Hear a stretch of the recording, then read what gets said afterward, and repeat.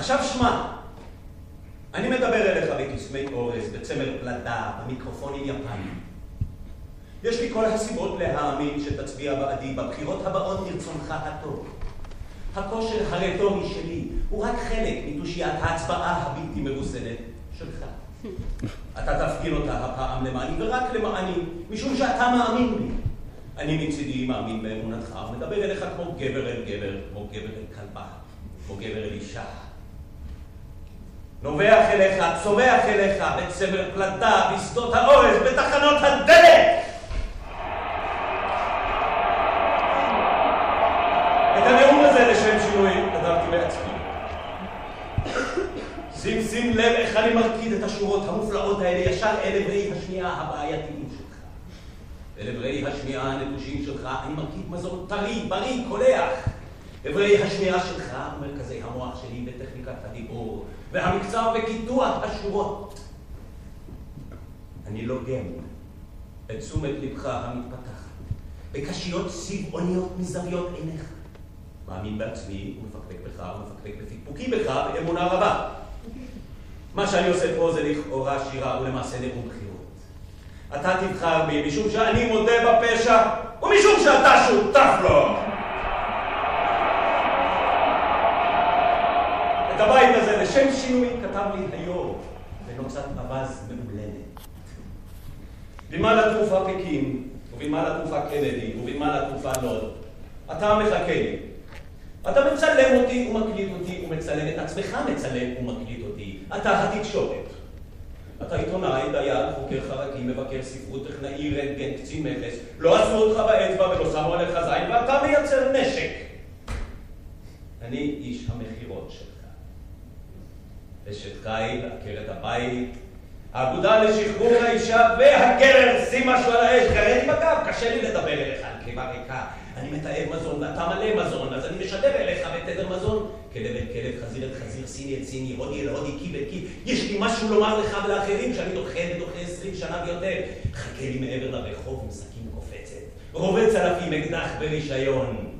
את הנאום הזה לשם שינוי אני גואה אליך בחדווה לא נורמלית. אז זהו בינתיים. הבנת אותי. ואם לא הבנת, אני משתיק לך.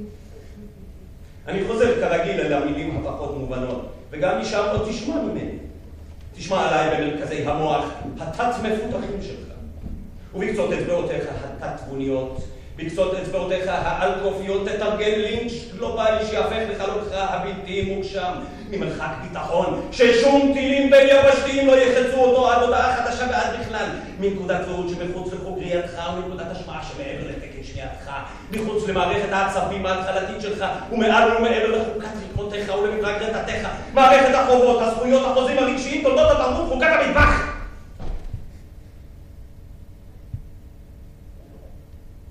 אני מקרצף בצמר פלדה, דק וזריז, את שכבות השומן הרגשות סביב מוחך הטיוטתי.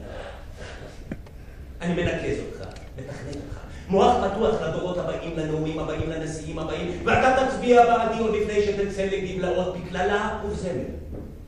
באלבומי המשפחה העגומים שלך, אני מיוצג בשקופית נגטיבית.